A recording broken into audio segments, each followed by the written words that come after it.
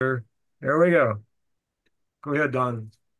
Okay, welcome to the June 18th DVMUG meeting. And since this is the third week in June, we're going to start off by conducting our annual elections.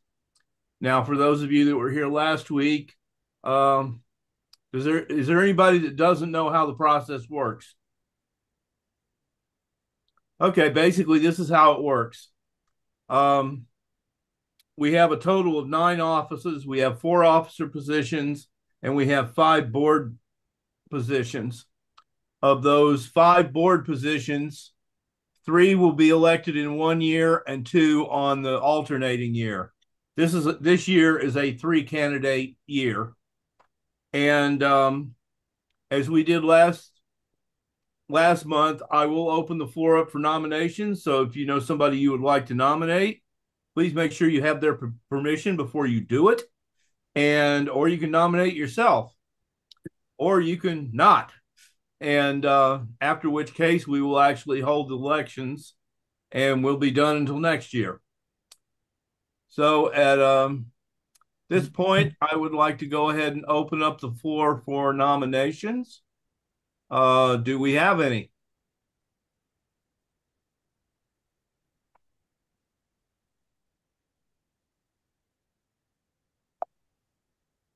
I got a question. Who currently holds the position and what position is it? All right. I thought you'd never ask. Okay. The president is me. The vice president is Bruce. The secretary is Tina Tannenbaum. The treasurer is Carol Greenlee, who is with us along with her lovely cat. And our board members who are running for office this year are Rick Calicura, Irene Bergamini, and Don Chu. So, did I not hear any nominations? Okay, well, in that case, I'm going to close the nominations at this point. And there's a couple of ways that we can proceed from here. We can either have someone move to elect everyone by acclamation, or we can vote for each one individually. Up to you guys. Since I'm a candidate, it's probably not appropriate for me to make such a motion. You're Make a probably motion, right. make a motion to approve all as unanimous. Do I have a second? Okay. All in favor? Aye. Any opposed? All righty. Thank you very much. Let's get on with the meeting. Go ahead, Bruce. Put your splash screen up. We'll go for it. Stop the recording and start it again. You want to do that? Yes. I thought we decided not to. Okay. Why? Why would you do that? It's a general meeting. Don said it was okay to just do it in one. Okay. All right. Okay, let me share. Go ahead.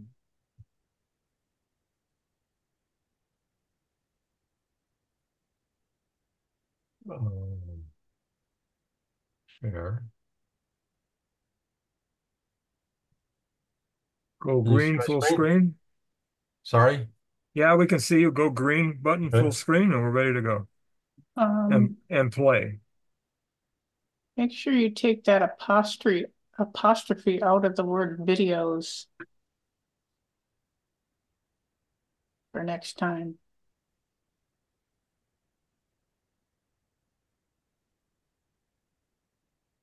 Okay, looks good. Well, hello, everybody, once again, and welcome to our weekly DVMUG meeting. Today is June 18th, 2024. I'm Bruce, and it's out of my time frame, but I'm filling in today. So as always, we will start with news, and then we'll see some videos. There's videos and news, matter of fact, is kind of to be paid attention to, because in a few months, a couple, 3 months or something like that, we will have all our equipment updated. and we will have to learn new features and new locations and so on and so forth. So this is not too long, but it will take place. The links to today's news and videos have been put out to the BBS. And for those of you who don't know or still don't have a BBS login, a BBS is a bulletin board where we submit our submit our questions if we have problems and we get answers there. If you don't have an account, John Sabero and Ann Griffin are the people to get a hold of, and they will set you up and you will be able to get in. Look at all the folders out there with all these special interests. And one of them is a DVMUG. And this is where you're going to find all the stuff relating to this meeting. One of them is an email sent by me today with the videos and the news links. If you are interested in either one of those, just click on one of those and choose whatever you want to watch. So also the links to those videos will be put on today's Zoom chat, so you don't have to go over there. You can actually look at it in your Zoom chat as we're presenting today. Also, this is, as stated before, this is being recorded to YouTube. So for those of you that are not able to see or join us today, you will be able to see it on your own in YouTube and watch everything at your own leisure. So the next step for me is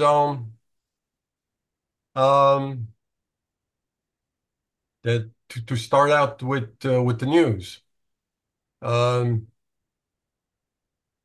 The videos and news are presented one after the other, but the videos, although as I'm talking here regarding all the new stuff that's going to be happening, we are going to have one of the videos, a professional explain all this stuff without me tripping all over everything and misleading you. So it's going to be regarding what's coming to macOS Sequoia. This is the new Mac operating system.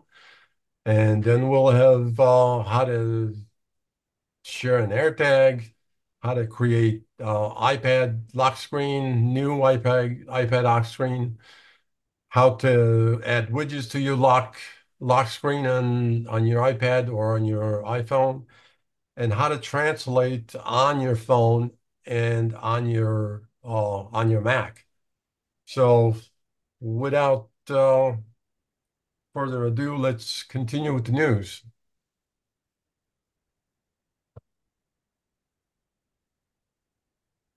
So as I mentioned just now, please make sure you update to keep your equipment up to date. And here we are.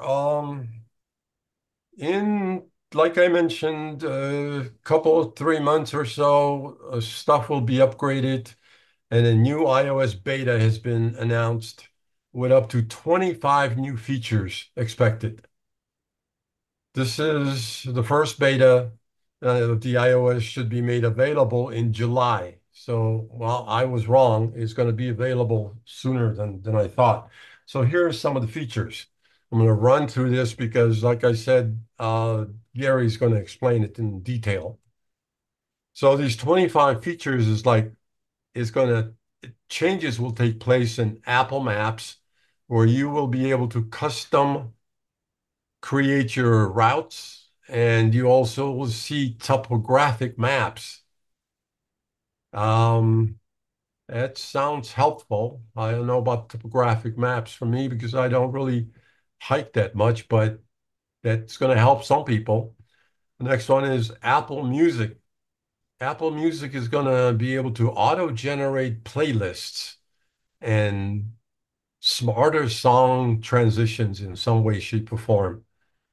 Apple News is going to have AI generated news articles, summaries.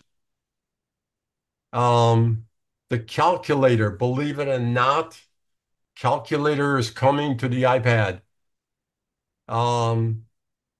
It's going to be have several features, including a sidebar that lists recent calculations, an improved interface converting units, integration with notes and apps, and more. And like I said, it will finally be available on iPads.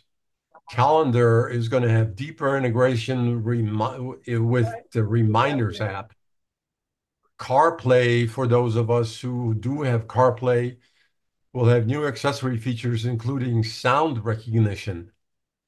I don't know what that really means, but I would like to find out from some people who do have that feature to explain that in detail. The control center is being revamped. It's including revamped with new widgets and improved controls and HomeKit accessories, and stuff is going to be moved around in it. The fitness app will be overhauled in the next iOS operating system. Freeform will have new scenes. Health, it will have new features provided by AI, but no specific details are known yet. So there's going to be something that's going to come up reminding you of doing something or other. We'll see when we get it. The home screen is going to it's going to be you are going to be able to place icons anywhere on the grid and change colors of these icons. Keynote and Pages will have AI-powered features for auto-generating slides in Keynote and writing faster in Pages. Magnifier, a new reader mode, and an option to easily launch detection mode with the action button on the newer iPhone models. Mail will have suggested replies to your emails. This is, mind you, using AI. And for those of you that are not so sure about AI, this is not coming right away. This is going to take a few months before we get there. So messages will have RCS support per word effect, suggested replies, custom emojis, message recaps, and new tap back icons. Notes, a built-in audio recording tool, audio transcriptions, and the ability to display mathematical notations. Notifications, and AI-generated notification summaries will be provided. Photos, and AI-powered photo retouching tools will be provided. Safari, the browsing assistant that can summarize, we'll have a browsing assistant that can summarize web pages and add a web eraser tool. Settings, a revamped interface with improved search and new accessibility features.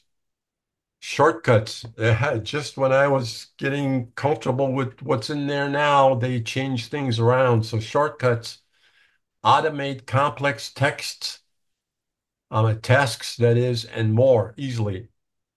Siri, and here we go. Finally, a smarter GPT inspired version of Siri with more new accessibility features. Just a note over there, that's not going to happen right away. It's going to take some time. Shortcuts, automatic complex tasks will be available.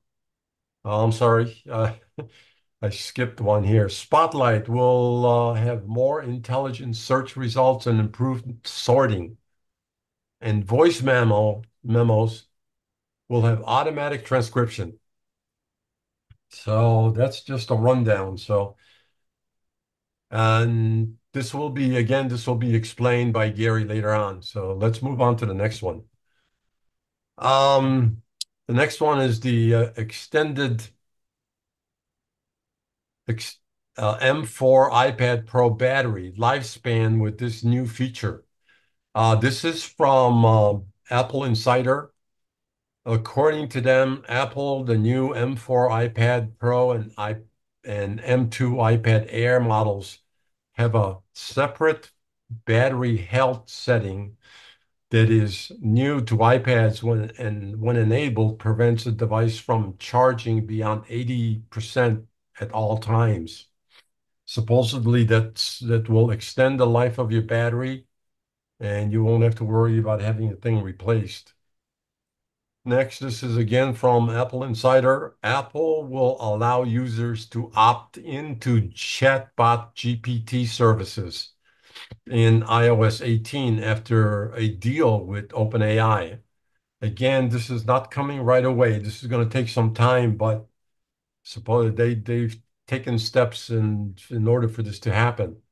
Apple has reportedly agreed to a deal with OpenAI which means that it will integrate chatbot GPT into iOS in what claims to be a temporary agreement until Apple's own Siri can be improved.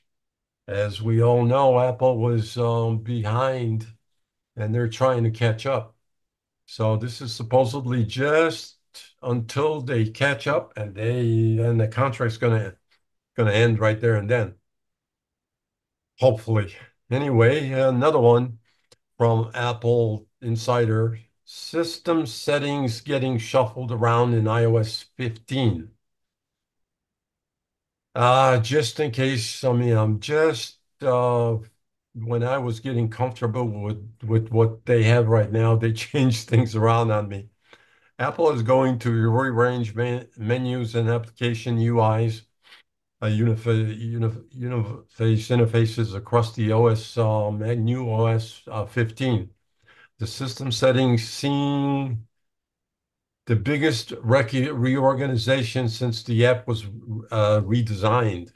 Supposedly, stuff is going to be moved up and down and grouped into different groups. So it's not that it's going to disappear. It's just they're just going to move it around. So this is what's going to happen. In individual settings within the app will be recognized based on the priority over and overall importance. For example, the section which encompasses notifications and sound settings will be moved lower in the list. Not a big deal, but there is a move. The move is accompanied by different music and audio related improvements, including smart song transitions and a new pass-through feature for certain audio hardware. The section containing general settings will now be located right underneath key network settings. General settings, including arguably the most important user configurable options within any Apple operating system. So it only makes sense that it seems in this section would be positioned higher in the list. Somehow they're making it easier for us to find or something to that effect.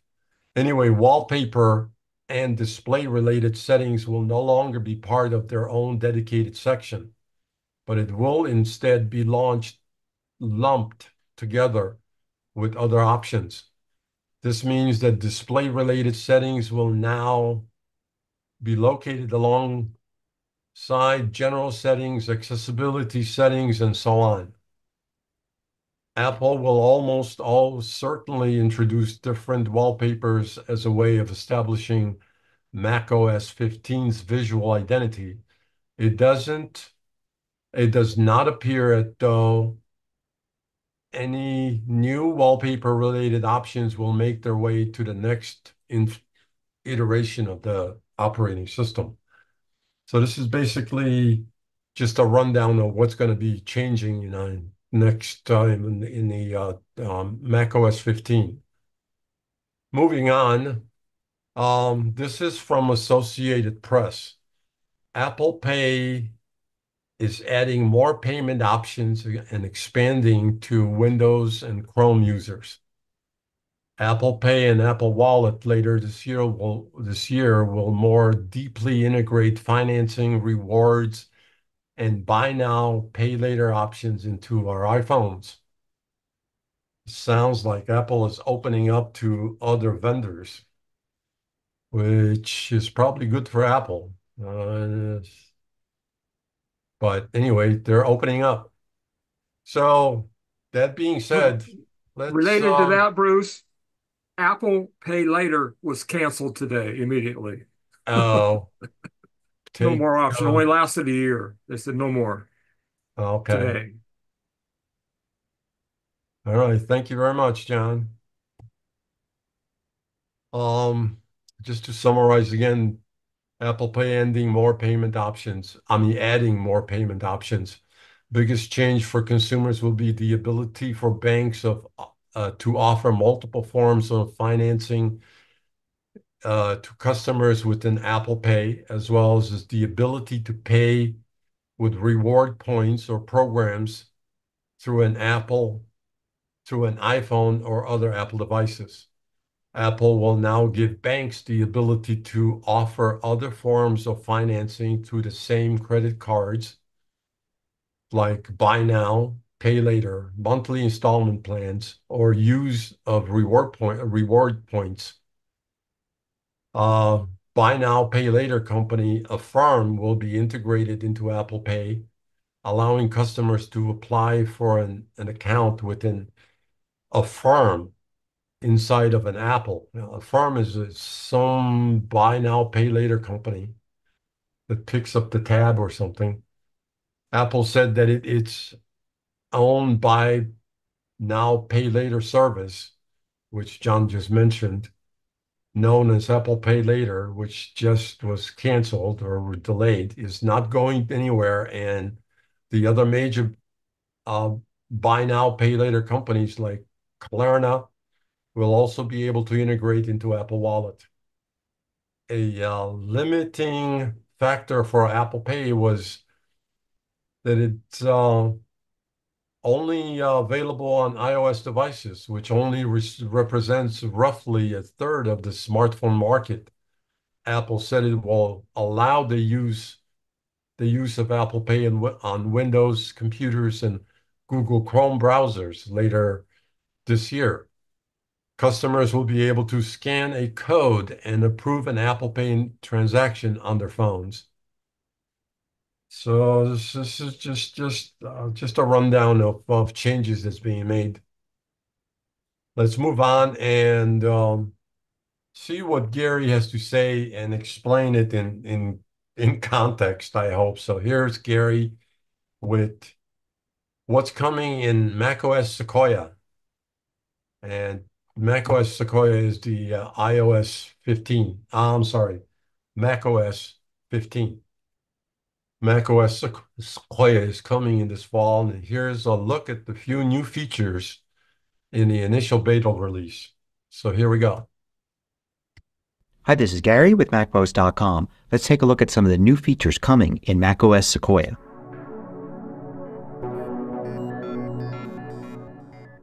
MacMost is brought to you thanks to a great group of more than 2,000 supporters.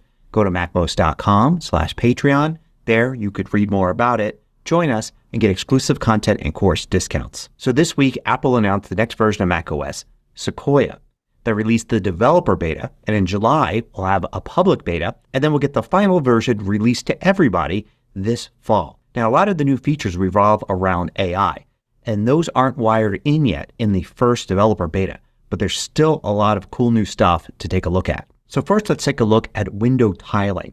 This allows you to snap the windows on your Mac's desktop to the sides or top or bottom, fill the screen, or even to quarters.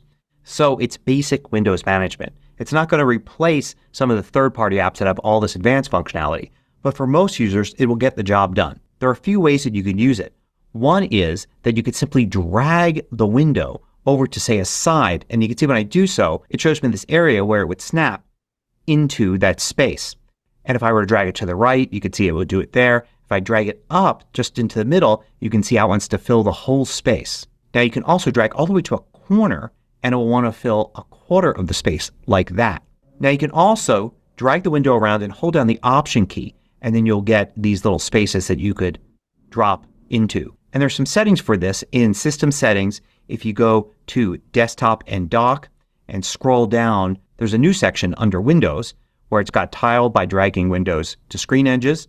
Hold the Option key while dragging. And you can also have margins. And this is on by default. You could see it there with it on and with it off. But you also have the ability to move your pointer over the green button there, and you could see the different options right here.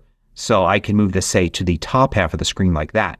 In the window menu, you also get an entire subsection here for move and resize. So you can go left, right, top, bottom with keyboard shortcuts, and you can do quarters as well, and arrange. So the way arrange works is if you have multiple windows like I have here, you can go to the move and resize submenu here and say I want to arrange that into quarters, and it'll put them all like that. I may do a more detailed video on just window tiling soon. There are a bunch of new things in Notes. One feature I know a lot of people are going to like is highlighting. So you can select some text, and to highlight it, you can go to Format and then Font, and then there's Highlight. But you can see the keyboard shortcut Shift-Command-E is probably what you would use. So Shift-Command-E will highlight the text like that.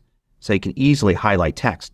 You've got a choice of 5 colors. So I can highlight some text, but I can also click here. There's a highlight button I can use, but I can also click here and change the highlight color as well. There's also the ability to collapse sections. So if you have something that's formatted as a heading here, then everything under it can be collapsed like this. You may notice the button here at the top for audio recordings. And you can click here and you get this little audio recording interface. It looks just like the Voice Memos app. And you can record something. That's okay. I'm just listening. This is a test. Chuck just called me. He's called. And then you can see it's embedded inside of the note. Now you also get a transcript. You can see the transcript here. Matter of fact, if you double click it, it goes back to the sidebar here, and you could play it back and also look at the transcript, and you can even copy and paste out of the transcript. You can also do math notes, which is something I was talking about for the calculator app on the iPad, but it's here in the Notes app on the Mac as well. So for instance, I could do 5 plus 9 equals, and you could see it gives me an answer there. And I could just press return and it shows it. There's some settings for this under Format. You've got Math Results, and you can have the results always inserted, just suggested. So if you always want this to happen, it'll do that. And you can do complex things. So I can do A equals a number, B equals another number, and I can do A plus B equals, and it gives me the answer. And then I can go up here and change this value, and it changes the result. Now the calculator app is also new. Now when you look at it, it looks very similar at first to the old one, but it's a universal app now between the iPhone, iPad, and Mac. And like before, you could switch to the different modes, but you have this button here that will do it for you too. So I can switch to, say, the scientific calculator like that. Now a big new feature here is the ability to use parentheses. So I could do something like 5 plus, and then I could use the left paren like that, and then type something else, and then right paren and multiply like that and get the answer. There's also a conversion mode that you could switch on. Switch on convert, and now you have 2 slots here at the top and bottom, and you can convert from one thing to another. So you have all sorts of different things that you can convert to and from. Now, of course, if Notes has transcriptions for audio recordings, you would imagine that Voice Memos does too, and it does. This is a test. So when I'm done with a voice recording, you can see it's got this little icon here representing a transcription. Getting to it, you would just click here, and you could see the transcription, and you could jump to the portion for that word, and you can copy and all of that. A new app for macOS Sequoia is the Passwords app. It's not really new functionality though. The Passwords app just breaks out that section of system settings into its own app. So it feels like a regular password manager now.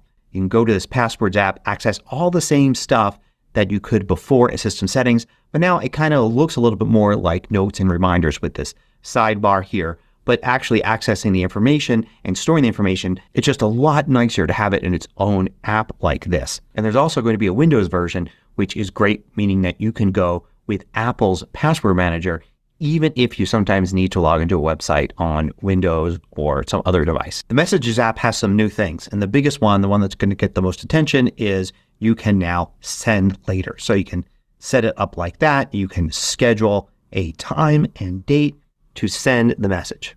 You also have text styling. So if I have some text selected like this, notice Command B makes it bold, and you can actually control click on it and see other styles here at the top.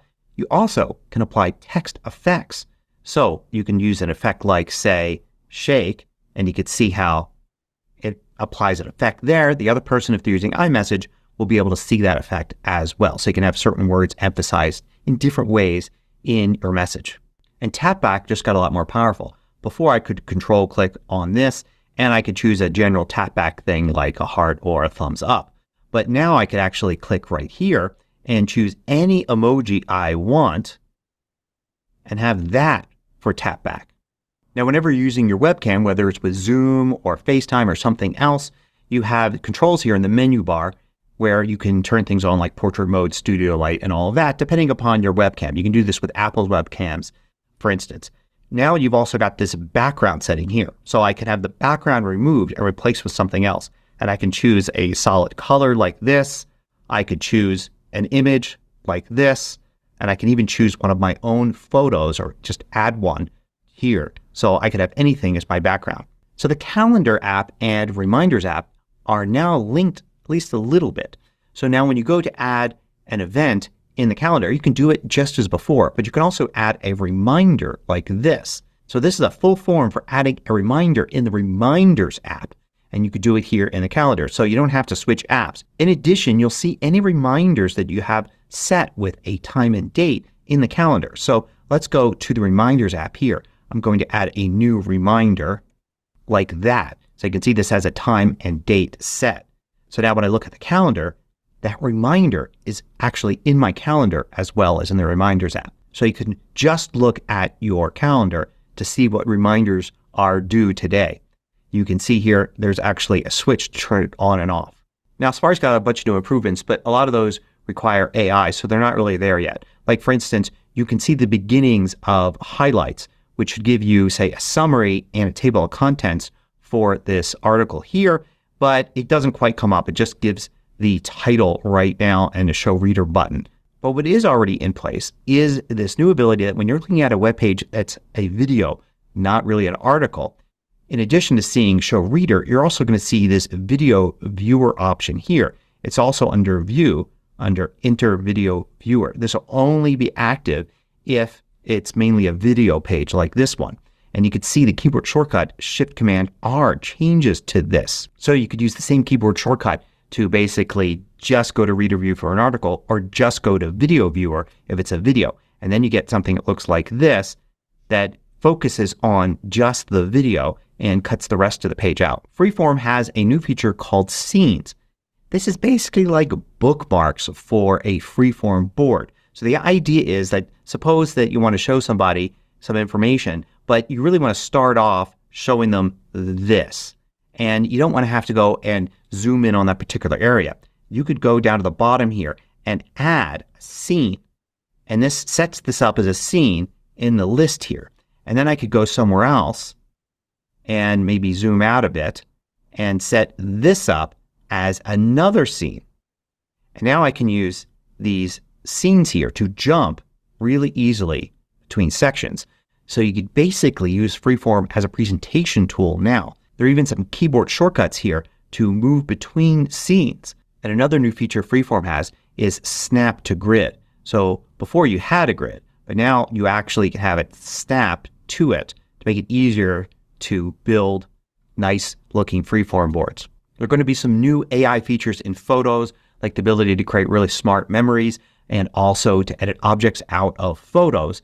Those aren't there yet, but what is there is the change where now at the top you see if you're in library you've got only years, months, and all photos.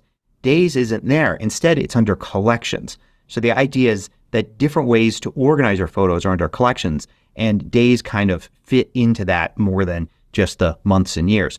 Apple's definitely doing more in photos now for people like me who don't want to spend time creating their own albums. They just want everything to be kind of automatically. Oh, I'm sorry. Oh,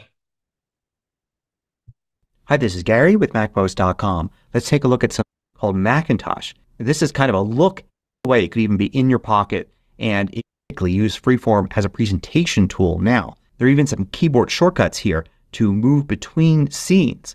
And another new feature Freeform has is snap to grid. So before you had a grid, but now you actually can have it snap to it to make it easier to build nice looking freeform boards. There are going to be some new AI features in photos, like the ability to create really smart memories and also to edit objects out of photos. Those aren't there yet, but what is there is the change where now at the top you see if you're in library you've got only years, months, and all photos. Days isn't there. Instead, it's under collections. So the idea is that different ways to organize your photos are under collections, and days kind of fit into that more than just the months and years. Apple's definitely doing more in photos now for people like me who don't want to spend time creating their own albums. They just want everything to be kind of automatically organized and easy to find. Now, it's another feature that's not in this first beta, but I know it's going to be my favorite feature, so I wanted to include it in this list anyway. And that's going to be the ability to show your iPhone screen on your Mac. So you can have your iPhone put away. It could even be in your pocket, and it could show your iPhone screen there. You don't have to pull your iPhone out to see what's going on, to use different apps on your iPhone. You could just have it on your Mac's screen instead of actually as a separate screen sitting on your desk. And it'll be great to be able to use the keyboard, trackpad, and mouse to be able to navigate on the iPhone screen and get things done. For people like me that sit at their Macs all day, it's going to be great to be able to access their iPhones like this, even be able to drag and drop things from apps on your Mac into the iPhone that's in a window on your Mac. Here's one last thing I want to show you. You may notice the desktop background here is new for Sequoia, and it kind of looks like you're looking up through Sequoia trees. Well, you can go into system settings here, and you can go to either screensaver or wallpaper and find this right here. And this is kind of what it looks like when it's in screensaver mode. But in addition to that, there's this other one called Macintosh. This is kind of a look at retro Mac OS as your desktop background. Here's what it looks like. And it keeps shifting around between different apps and different parts of the original Mac interface. There's a look at the new features we have so far in macOS Sequoia. It's really early in development now, so we're obviously going to see a lot of these features deployed over the summer as we move towards the fall release, and then maybe even some features that will be added after that. I'll do some videos that go into more detail on some of these, and also, of course, updates as new features are added to these betas. Hope you found this useful. Thanks for watching. That's just disappointing. There's not going to be a nice Sequoia picture. We'll have to go find one. Back to just a colored, stylized, like they did in Big Sur and Monterey. Does anybody actually use Freeform? I don't know anybody who does. I don't know anybody who uses that thing. Well, that might be because we're mostly retired. I'm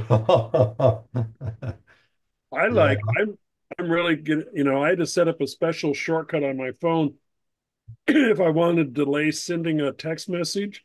I mean, something occurs to me at midnight, 1 o'clock in the morning. I either type it out and leave it, and I hope I remember to send it when I wake up or whatever. It'd be nice to say, okay, send this at 8 o'clock or 9 o'clock tomorrow morning. And by the same token, I got a sister. I'd like to show how to do that too, so she doesn't send me text messages at 6 a.m. about her neighbor next door or some nonsense. That to me is a great feature. Yeah, a lot of this stuff, the AI stuff, it isn't in the current beta. They aren't even testing it, and it's not going to be released in the fall.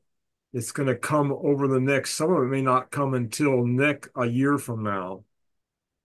Right. Some of the features will come in 25. Right, exactly. So not to worry. It's going to take some time. That what I was tripping myself over is that I just learned, I just got comfortable with this, and now there's all these changes. But nah, no amount of whining is going to change anything. So I think most of the changes are going to be additions, not necessarily substitutions for existing. The standard commands are going to remain. Command Shift P for print, Command Shift O, Oh, Command O for absolutely. open, and so forth. How come my picture is blurry? That's weird. Put My picture Vaseline on blurry to you yourself. guys? I thought you did that yourself. Not mine. No, I just noticed that. I wonder what's going on here. Continue on, I'll try to figure it out. Oh, it is Yeah. blurry. Okay. So anybody else, any more questions Um, regarding this? This is like a ton of changes that, Let me oh my get goodness. But anyway, I'm looking forward to it. Yeah, this is what keeps us. Changes are good for people, they tell me. I don't kind of believe that, but they say changes are good for people. So here we go, learning all over again. searching, select for Um, Y. Okay. I have some real short ones that you will enjoy, and then there's a couple at the end of how to translate. But outside of that, let's see what's next. This is regarding how to share an AirTag in Find My on iPhone, iPad, or a Mac. I guess Oh, if you want that's to share it with a good. family member, you can do that. And here's how to do it.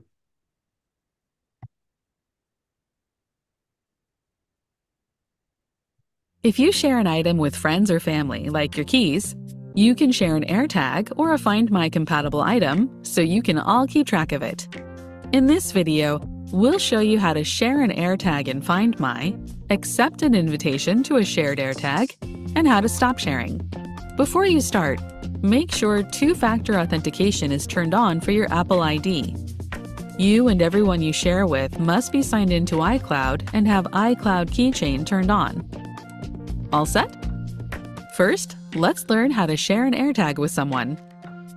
In the Find My app, tap the Items tab and tap the AirTag you'd like to share. Then drag up on the handle and tap Add Person. A screen will appear notifying you that when you share an AirTag, everyone you share with can locate it in Find My and will not receive tracking notifications when the AirTag is moving with them. When you're ready to start sharing, tap Continue. Now tap someone in the list of suggested contacts or enter the name of a contact, then tap Share. Your recipient will receive a notification that an AirTag has been shared with them and they will need to accept the invitation. Now we'll show you how to accept an invitation to a shared AirTag. To get to the invitation, open Find My and tap the Items tab. The invitation appears in your items list with the name of the person who shared it with you. If you'd like to add the AirTag to Find My, tap Add. You'll be notified that everyone that shares this AirTag can locate it in Find My and will not receive tracking notifications when the AirTag is moving with them. When you're ready, tap Add to accept the invitation. Once you've added the AirTag, you'll be able to see its location on the map. And if you're using a supported iPhone, you can find its precise location. Now let's learn how to stop sharing an AirTag with someone. From the Items tab in the Find My app, tap the Shared AirTag. Drag up on the handle and tap the name of the contact you'd like to remove.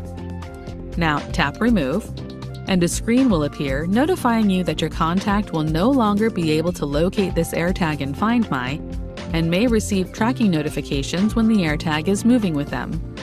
If you'd like to continue, tap Stop Sharing. Share an item, share an AirTag. To learn more about your Apple devices, subscribe to the Apple Support YouTube channel or So this is, I guess, when you buy one of those things and want to share it with somebody. Well, it's good when you're traveling. In the past, I'd have to give her one of my AirTags and vice versa, so we could keep track of each other, be it luggage or anything else. And now it's just here. I'll keep mine, you keep yours. You just share yours, and I'll share mine. And that way, if we get too far apart, we can find each other. Ah, Yeah, okay. that would be So, very useful for traveling if you're traveling with a companion. Exactly, Rick. I mean, I'm sure there are times on your recent trip you were just going, Yep. where'd they go? Yeah, you can also carry one in your pocket to be tracked. Exactly. You can meet up with somebody. Exactly. You can put one in your duffel bag or whatever, and then each of you can find it or whatever. That's pretty good. Yeah. But you can find the person's location just by the person's name or by the person's phone or Right. whatever. Sharing your location. I Yeah. share my location. Yeah, Yeah, with your phone to phone, you can do the same thing. You don't need an Yeah. AirTag. right. That's true. It's just another way to accomplish the same thing. I found a problem with the AirTags. I gave my kids, one of the kids for birthday 4, they gave me one back. So then I put it in a safe place, but I can't remember where I put it. So how do I find my AirTag that I never activated? Uh-oh. Oh, that ain't gonna work.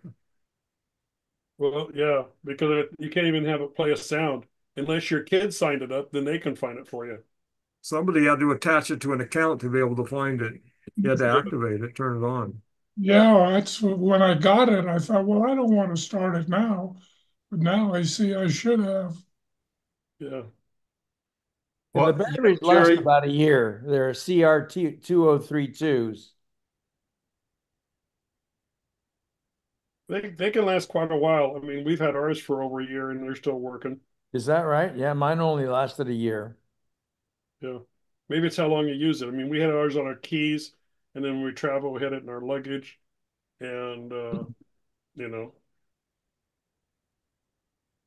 I think somewhere down the line, I think we did replace one battery, but it had made a lot of trips. That was the one we used or Judy used to travel a lot with. One little secret about replacing the batteries on those is the Duracell CR2032s that they sell at Costco. Do not use them because they have a special coating on them. So that if a kid sticks it in their mouth, it tastes real bitter. But the problem is there are a few devices that will not work using that type of battery, and the AirTag is one of them.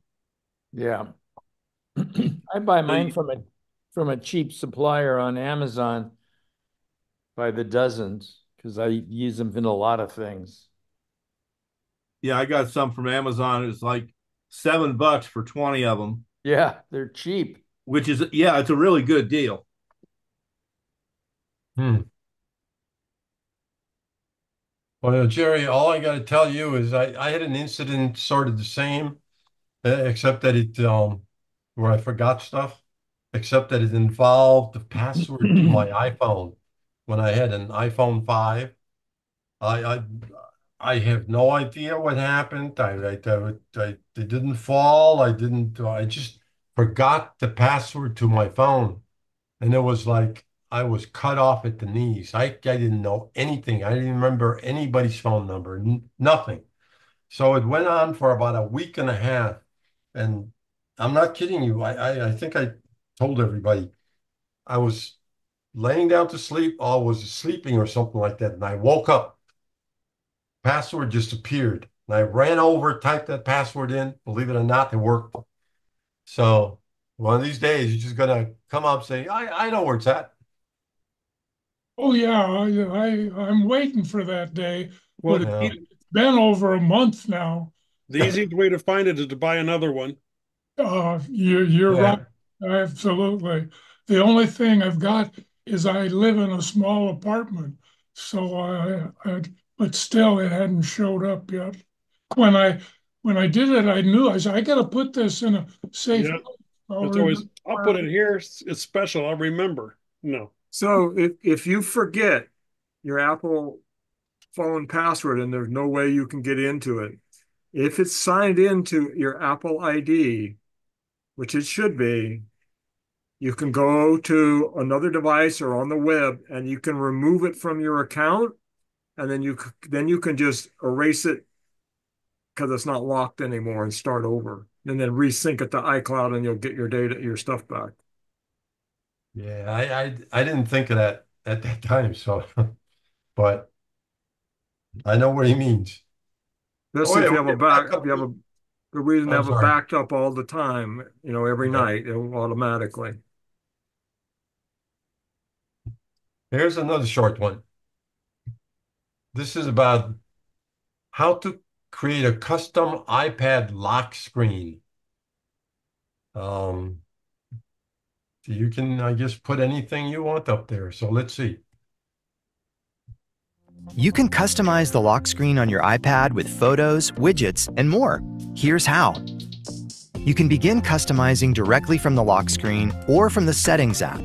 To start in Settings, tap it to open the app, scroll down and tap Wallpaper, then tap Add New Wallpaper. To start customizing from the lock screen, touch and hold the lock screen. If you're prompted to unlock the iPad, touch and hold again, and authenticate using Touch ID, Face ID, or your passcode. To create a new lock screen, tap the Add New Lock Screen Wallpaper button in the bottom right corner. You can select a wallpaper type at the top, or scroll down to browse some examples. We're going to choose a photo from our library for our wallpaper. Scroll back to the top and tap Photos. You can filter your photos to show just people, nature, or cities. And you can browse your photo library and albums. Let's tap Favorites to show the photos you've marked as favorites in the Photos app, and tap the photo you want to use for the lock screen. Tap the More button in the bottom right corner to show the options to customize the wallpaper. Let's tap Extend Wallpaper to show more of the background and add a depth effect. Swipe the wallpaper left and right to change between different photo styles with complementary color filters and fonts. If you choose Duotone or Color Wash, tap the color picker to select the color you want to use. For this example, we'll choose Cyan. When you're happy with the color you've chosen, tap outside the color picker to close it. You can also customize the style for the clock on the lock screen. Just tap the time and select the font, style, and color you want to use. When you're done, tap anywhere else on the lock screen. You can add widgets to your lock screen to get information from your apps at a glance. To get started, tap Add Widgets. You can pick from suggested widgets or use widgets from a particular app. Let's tap to add this calendar widget from the suggestions. Now we'll tap Reminders and tap to add a reminder list widget as well. Tap the Close button to go back to the lock screen you're customizing. When you like the way you've set up the lock screen, tap Add. If you want to set a different wallpaper on the home screen, you can tap Customize Home Screen, but we'll tap Set as Wallpaper Pair to use the wallpaper we just created. Now just tap the wallpaper to set it as your lock screen. That looks perfect. And that's how you can personalize the lock screen on your iPad. To learn more, So we can personalize our equipment to look just like what we want. We put our own pictures on there. That way I can Isn't that the remember same way that. you do it on iPhones now? I'm not sure. Yeah, you should be able to. Yeah. Mhm.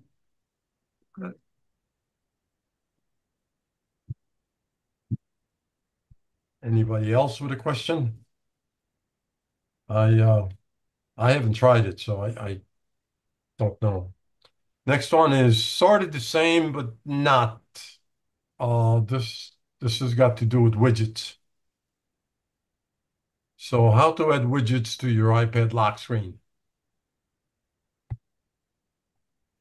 Keep current information at your fingertips with widgets on your iPad lock screen. Here's how to add them. During lock screen customization, if you'd like to add a widget, tap Add Widgets. You can pick from suggested widgets or use widgets from a particular app. Let's tap to add this calendar widget from the suggestions. Now we'll tap Reminders and tap to add a reminder list widget as well. Tap the Close button to go back to the lock screen you're customizing. Personalize your lock screen. To learn more about your Apple devices, subscribe to the Apple Support YouTube channel or click another video to keep watching. Well, that was sort of a recap of the first, but anyway. Next one, we have a feature that I didn't know. Well, on a Mac anyway, I didn't know I could do on a Mac, but it's how to. This is from MacMost, and it's how to translate text on your iPhone. There is some all kinds of ways you can do this, which I'm kind of familiar with, but I really had no idea that you can do all kinds of other stuff with it. So let's see what he's got to say. Hi, this is Gary with macOS.com. Let me show you many different ways to translate text on your iPhone.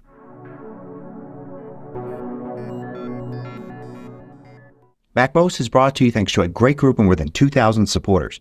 Go to macmost.com/Patreon. There you could read more about it, join us, and get exclusive content and course discounts. So there are a lot of different ways that you could take text and translate it from one language to another on your iPhone. Let's start with web pages in Safari. Let's say you're at a web page and it's in a different language. Well, there are two ways to do it. One is to select the text first. So I'm going to tap and hold here and then extend the selection. Once I have what I want translated selected, I could use the menu here and look for translate. If you don't see it in the first set, just arrow over to the next set of commands. When you use translate, it brings up this special set of controls here. You see the original text and you see the translated text. You could change the language if it didn't get the language right either for the original text or what you want to translate it to. There's also a play button so it can speak the results. And down below you'll find a variety of different controls, one of which is to copy the translation. So now you've copied it and you could paste it somewhere else. We'll look at the rest of these in a bit. But Safari also gives you the ability to translate the entire web page. When you first load a page, I'll reload this one and you'll see here a little icon right there that appears quickly showing you it can do translation. It goes away, but you can just tap the reader button there. And one of the options here is translate. So you could select this and it will translate the entire contents of the page. You could tap there again and go to View Original to go back. But translation isn't just a special feature in Safari.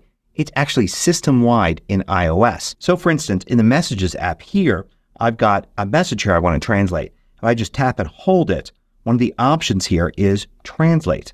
And I'll bring up that same set of controls here where I can change the languages on both ends if I want. I could also copy that translation. But I can also translate text that I'm typing. So for instance, I can type a response here. And then if I select that response and then go through the context menu, there's Translate. I can then pick the language here. So in this case, English is the right language to start with, but I want it to go to German. And there's the translation, and I can use Replace with Translation to replace the selected text. You could do the same in other apps. So for instance, here I am in Pages. I can select some text here, and then I can use Translate in the context menu, and I can see the translation, and I can replace it if I want, and it replaces it right there in the document. Now you can also translate text that's embedded inside of an image like a photo. So I'll go to the Photos app here and let me zoom in on this section here and I can select the text like that just by tapping and holding and then swiping a bit to get the selection. Then I can go through the context menus and one of the options there is Translate.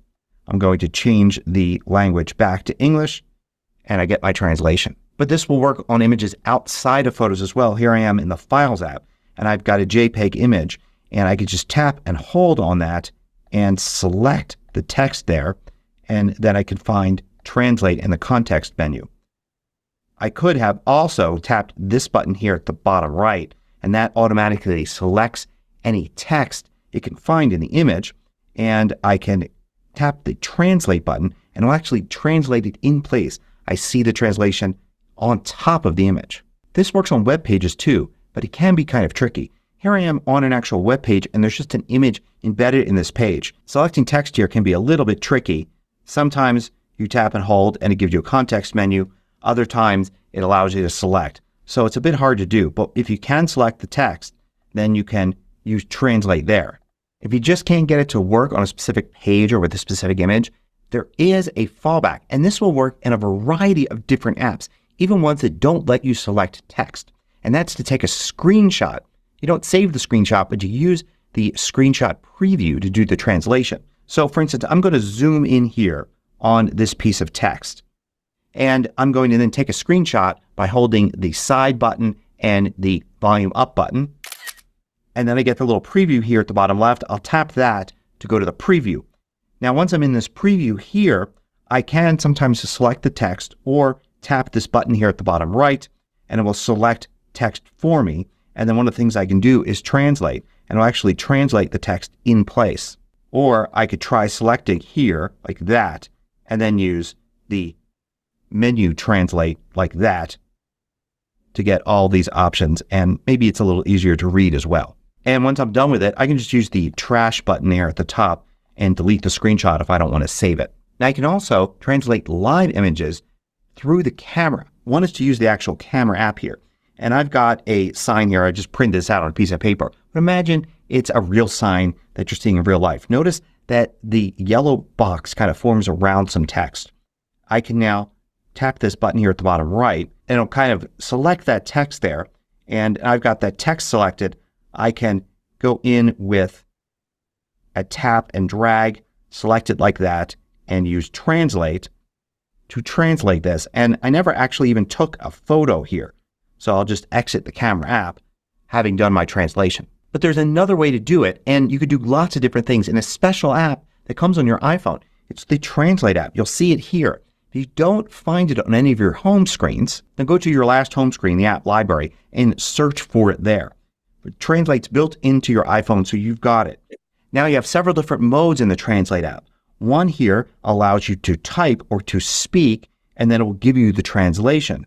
So I'll tap here. Thank you. And you can see it gives me the translation there. And it kind of saves these on individual cards. So I can now do another one. And if I want, I can even favorite this so it remains in one of my favorites and I can get back to it very easily. And you could select the language here on both ends as well. You could also go to the camera mode, and this will actually bring up your camera and it will try to translate what it sees. So in this case, I'm going to change this so it will do German to English. And now you can see how it does that live. There's also this conversation mode where you've got bubbles just kind of like the Messages app, and you can turn on the microphone and you can hold your iPhone between you and you can both talk, one in one language, one in the other, and it will do translations. It makes it easy to have simple conversations while traveling. So I mentioned before in Safari, when you go to translate something, or in just about any of the modes I showed before, you've got buttons down here like add to favorites. That will actually add that to the favorites in the Translate app. And also you can open this up in Translate. So add it basically as a card in Translate. You also have this last menu item, which is download languages. And this gives you the ability to download languages for offline use. Very useful if you're traveling somewhere and you don't have a consistent connection. Apple hasn't been doing translations like this as long as Google has. So if you really need to get to some language that Apple hasn't added yet, go to translate.google.com. It works fine in Safari, and you can enter or paste text here, and you've got a much larger selection of languages to go to and from. So as you can see, you've got tons of different options for translating text on your iPhone, and these will all work on the iPad as well. Hope you found this useful. Thanks for watching. Well, the reason I put this up was that I read an article in the paper, and I don't recall who it was, Magid or something like that. Some columnist in the paper that was actually doing his genealogy.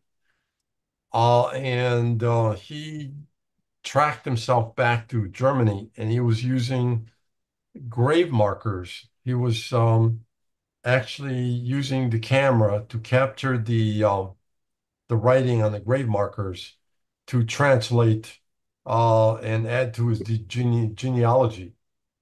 And he's one of the people that tests stuff. So he was using Apple and he was using an Android phone. And he says, you're able to do it on both. He says, one's a little better than the other, but you're able to do it on both. So that's why I brought that up there. Any comments? Well, recently in our travels, we used it. We did find that Google Translate has a lot more languages.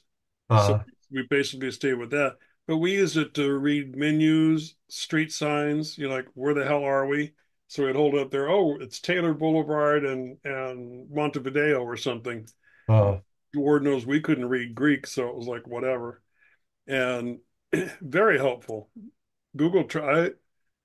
I swear by Google Translate. It's easy to use. It's got more languages. Apple is lagging behind in how many languages they have. They've got the major Spanish, French, Italian, Chinese, Mandarin, and whatnot. But Google Translate, I think, is the best thing out there. I had the same experience. I was in Barcelona, and the Apple translator only does Spanish, but they do everything in Catalan, and it doesn't exist. So I had to use the Google Translate. And then I just did the same thing in Reykjavik, Iceland. And they don't post English on signs in Iceland, even though everybody speaks it. So the Translate app really helped. Yeah. Well, my own thing is I was born in Eastern Europe. I was born in Poland, and we came here in 61, and I never went back. I got to the point where I almost forgot. And I'm not kidding. I just forgot my language, how to speak, how to express myself, anything. We're planning on. I do have cousins. We're planning on visiting, and believe it, this is going to be a great help to me.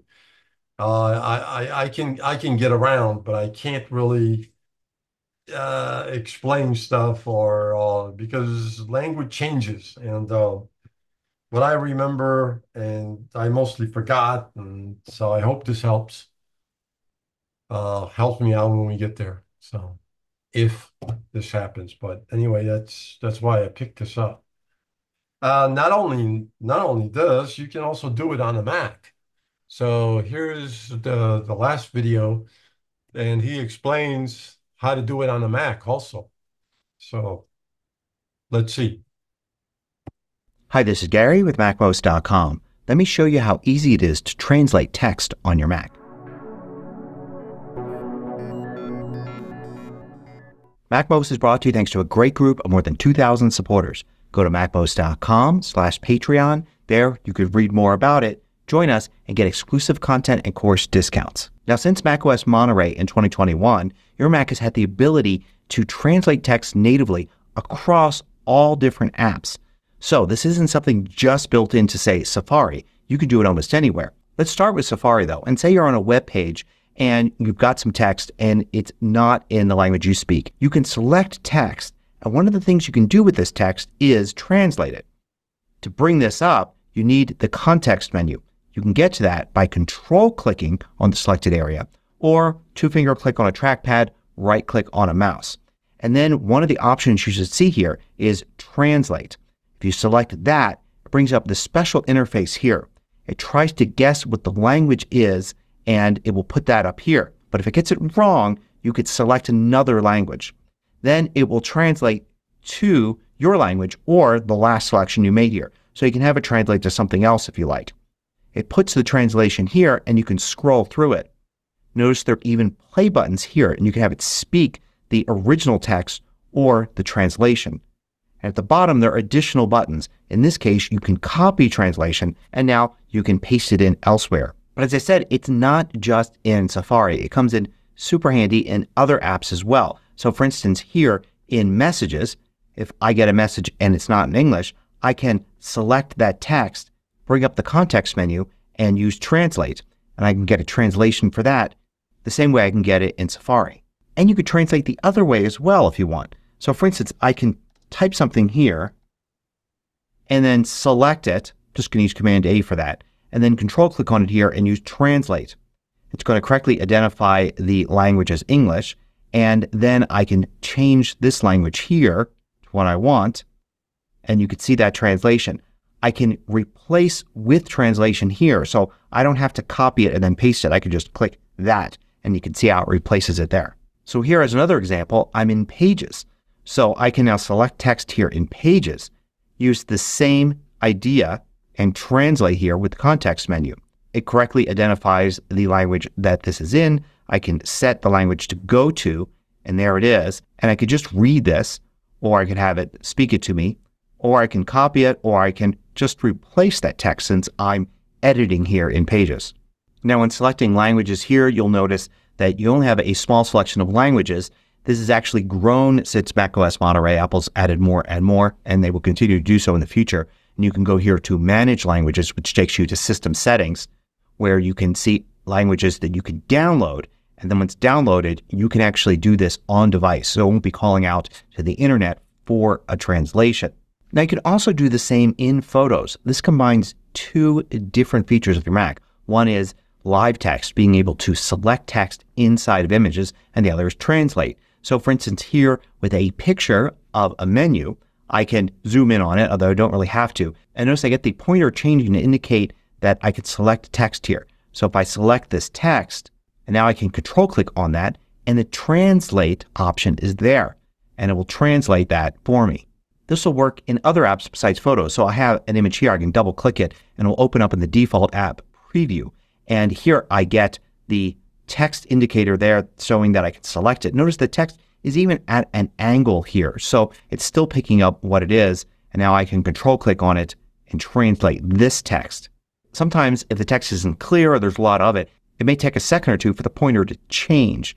So you want to kind of wait. And other times it may just not be able to figure out that there's text there at all. And you don't even have to open up an image in an app at all. I can select this image here and just use Quick Look. Just press the space bar and here in Quick Look and then use Translate there. And on a web page, you can sometimes get translations for images embedded in the web page without having to save them or view them independently. So this is just an image that's part of a web page and it allows me to select the text in there and do the translation for that text. But sometimes it could be a little tricky to do this in the browser. So for instance here, if I try to view this image, I can zoom in, but the zoom in and out feature is basically preventing me from selecting the text. So I'm going to show you a technique that will work in a case like this and in all sorts of different cases where you may not be able to select the text any other way, because you can do translations in screenshots as well. So I'm going to use Shift Command 5 to open up the controls for screen capture. I've got it set to just capture the entire screen, and under Options I have it Show Floating Thumbnail. So if I just click on the screen here, it will show me the floating thumbnail at the bottom right. I'll click on that and it will bring it up in this little preview window. So I haven't saved the screenshot because I don't really want to do that. I just want to translate the text. So in this little viewer window here, I can select the text that I want. I can Control click on it or bring up the context menu any way I want.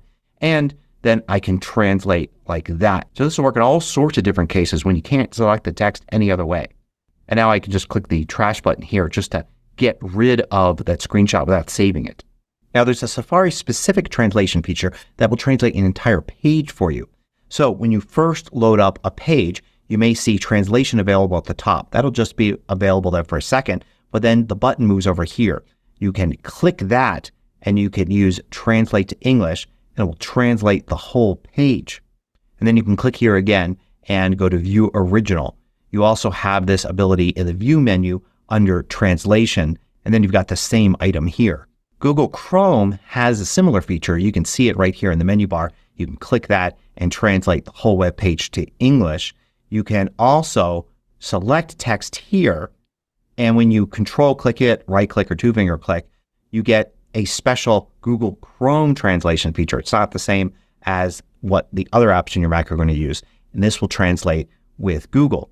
Now the advantage to this is you've got a lot of other languages that you can choose from. Google's been doing this for a long time, so they have many more available. And also you can go to translate.google.com, and here you can paste in text and have it translated, and that same huge list of languages is available here. So this is a good fallback if the language you need translated just isn't available as part of the native Mac translation feature. So I hope you found this useful. Thanks for watching. Well, so we can do this from photographs. If you don't have to converse with somebody, you take photographs and you can do it from there, I guess. Okay, this is about it. Anybody has any more questions or comments about this? If not, I have a quick question. Go ahead. How General easy question related how to do you these go about topics? sending a book that's in your a download from Apple on your say iPad over to say your wife? What's Let's hold required? that for the general Q&A. That's general? That's a general question, not related to these videos. So we're Oh, going to I end the see. Okay. recording and have Yep. it in the next recording. Okay. Go ahead and end your screen share, Bruce. So I'll just remind everybody before we end the recording, next week we're going to have a special meeting with Jason Snell, the former editor of Macworld and he now with sixcolors.com.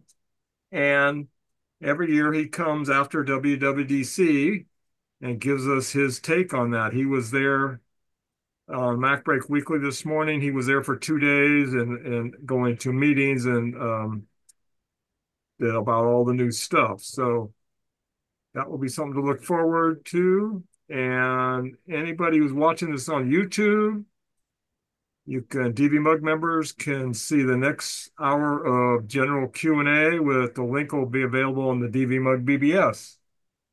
So say bye-bye to the YouTube people and we'll end this recording. And let's see.